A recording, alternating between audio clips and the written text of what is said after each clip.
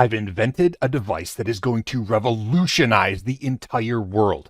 It makes pulling a sled so much easier. It's round in shape, and I call it, get ready for it, the wheel. Yeah, I know, right?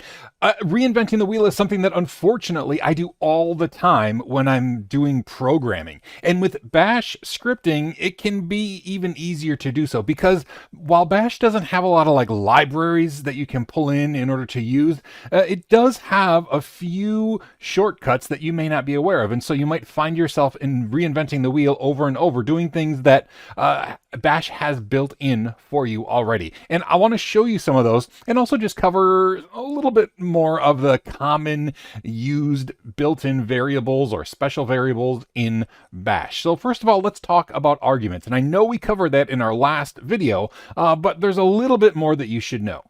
Okay, now you know that in Bash, if we have, like we start the script, so the name of the script is just like if you type script and then your arguments are the things that you put after it. And we know that this is $1, this is $2, this is $3, and that's how you reference them inside of a shell script, right? When you pass arguments to the script, they automatically get assigned to those variables. But there's a little bit more to the story because I drew it out this way so you could actually see and have it make sense. While yes, we can refer to the arguments as 1, 2, 3, we can also refer to the name of the script itself with $0. And so if you do $0, just think of it as like go one step before the 1, and that's going to be 0. And that's the name of the script itself. And that can be really useful if you want to figure out, okay, what program am I running in? If you have the same script do multiple things based on what it's called as. Like say you just name a script multiple things and you want it to function differently based on what it's named. In fact, here's a secret. That's how BusyBox actually works. If you're familiar with BusyBox, depending on what you call the BusyBox command with, that's what it does. So if you name it something different, it will act differently. Anyway, sorry, I got kind of down a rabbit hole there, but $0 is assigned the name of the actual script that is running, and then $1, $2, $3. But you can also use something $* or star, and what that does is it gives you all of the arguments. Now, it's important to note here, again, I wanted to draw it out, $* does not include the name of the script. So it doesn't go 0, 1, 2, 3 as many as you have. It just includes the arguments, and it just puts them together with the space between them. So it's just like one string that is all the arguments. Basically, it gives you everything that you enter on the command line after the name of the script is referenced by $* or $* And I'll show you how that works in a script. All right, we're here on a command line, and I think, yeah, I made a script. It's just called script, and there's nothing in there except, I put the shebang in there. So first of all, let's just make it work like this. We'll say echo, I call myself $0, and it should give us the name of the actual script.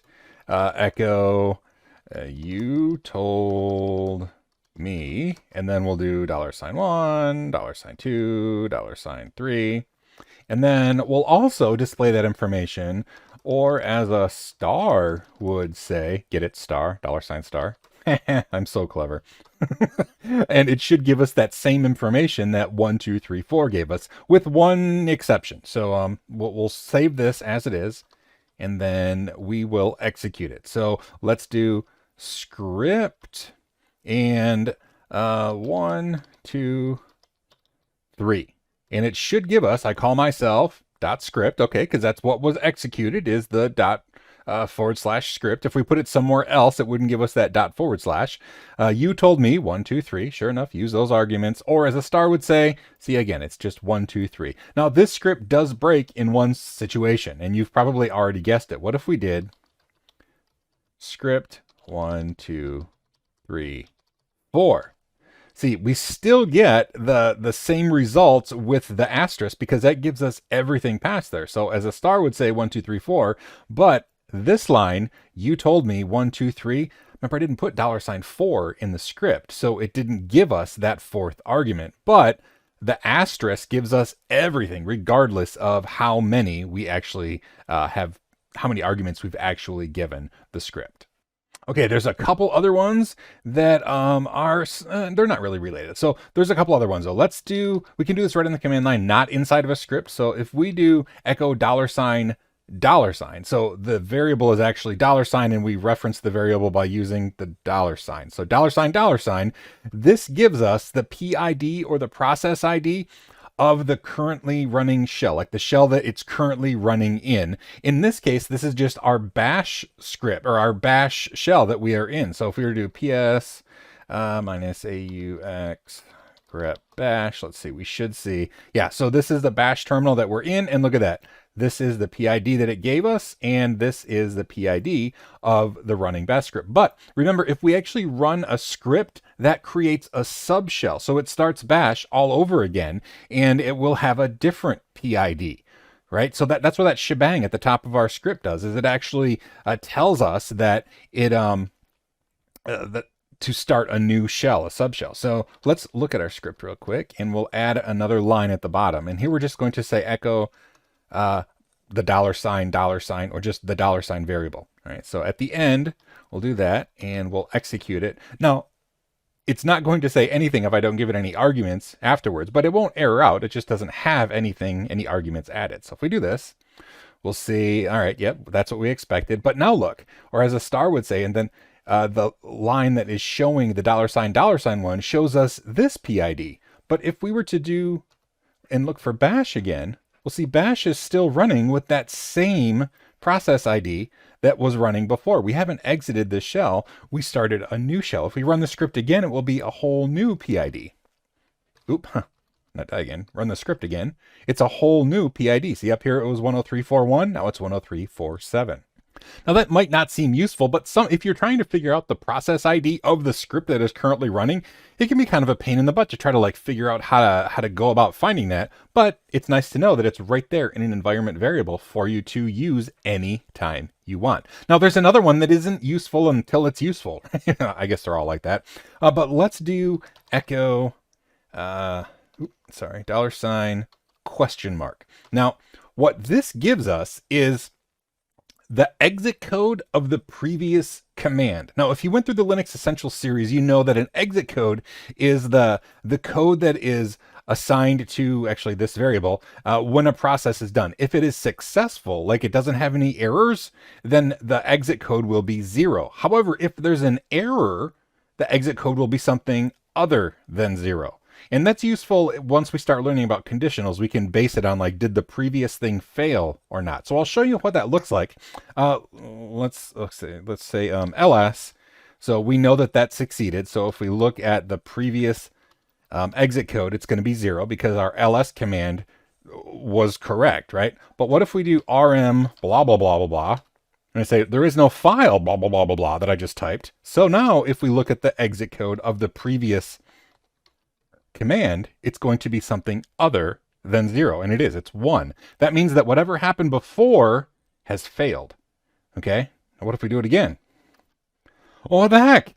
Well, it's because the echo command that we just did, that succeeded. So it only looks at the very previous command that was executed. All right, hopefully that makes sense. The rm command up here, this failed, and so then we got this exit code. But then when we ran this echo command, that echo command actually succeeded. So when we looked at the next exit code, it's 0. So that means it succeeded. Hopefully that makes sense. Again, these are just things that you don't use often, but it's really convenient if you need it, that it's built right into bash, right into the shell.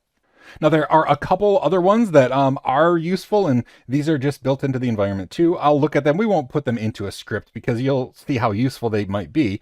But let's look at home, all in caps.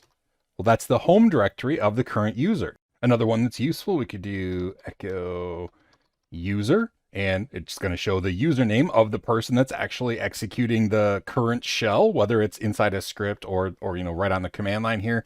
Let's see, one other one, pwd. Now this is the same right now as home, but if we were somewhere else And now we were to echo pwd, now it's going to show us the present working directory. And that's really useful in a shell script to know if you're going to reference a file, you want to make sure that you are in the proper working directory, if that makes any sense. So the pwd is just like the pwd command. It will return the same sort of thing. Now, it's going to get a little bit more complicated because there are times where you actually might want to reinvent the wheel because it's a little bit more safe. And by that, I mean, we're going to look at like EPOCHSECONDS, right? This is an environment variable that will give you the current time in Unix format, like how many seconds from January 1st, 1970. It's a Unix thing. It's how it measures time.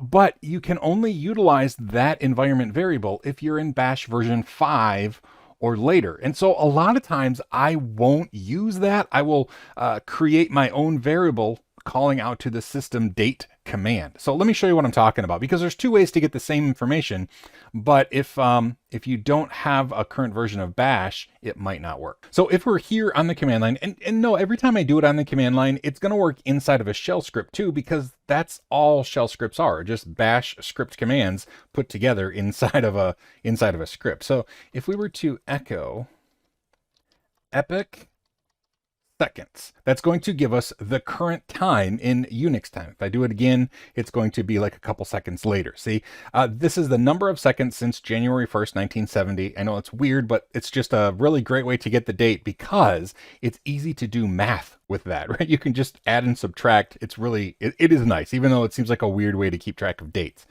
But this EPOCHSECONDS this environment variable is not in older versions of Bash. It's only version 5 or later. And so what I usually do is I will assign a variable based on this. I will say date plus %s. And that's going to give me the exact same output using the date command. And then I will just, like in a script, I will wrap that around. In fact, let's do that. Let's really quick, vi script. So I'm going to get rid of all this stuff. We're done with that. All right.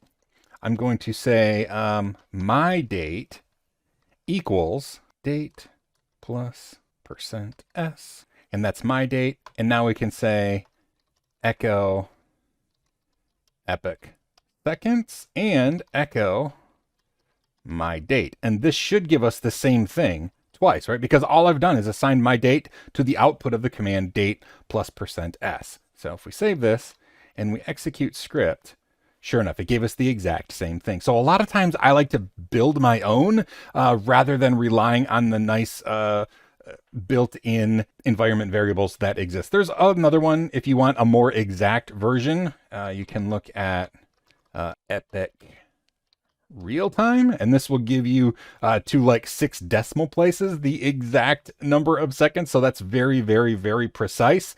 Now, don't get me started on Bash with arithmetic. That's in another video, because a lot of times decimal points or float values are very difficult to work with in Bash. But nonetheless, if you want to use this extreme precise real-time thing, you can get that using real-time. But you can also do that using the date command, because if we do date plus %s dot %N, well, look at that. We get it with even more precision, right? What does that give us? 2, 4, 6, 8, 10? Is that 10 places? 9 places?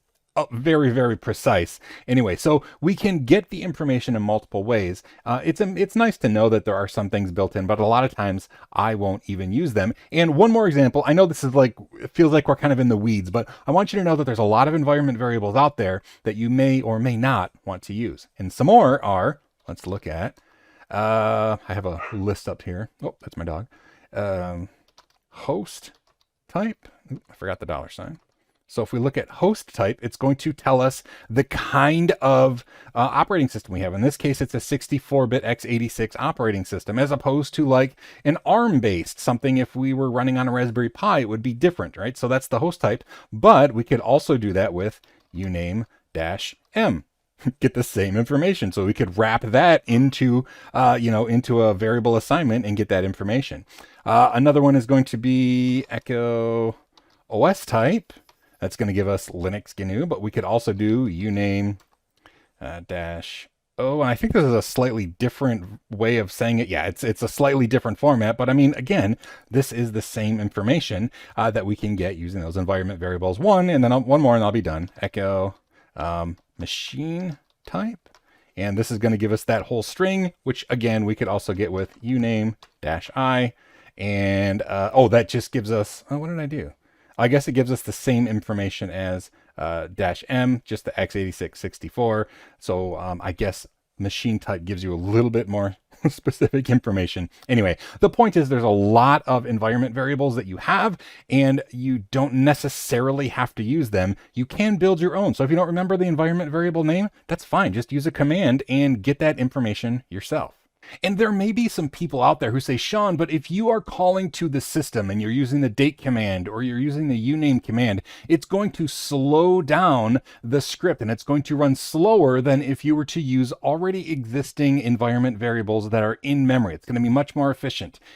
And yes, that's technically true, but to be honest, people who are running bash scripts are generally not looking for the absolute peak performance. Generally, the hit that you're going to take from doing a system call to pull in data is going to be nominal. It's going to be not anything you have to worry about at all. So it's flexible. That's the takeaway, is that there's a lot of different ways to get the information, and one isn't necessarily better than the other. Now, I will put a list of the variables that we talked about in this video in the description, so you can have them as a reference if you want. But that's pretty much it for our special variable bash video. So remember to learn everything, do what you love, and most importantly, be kind.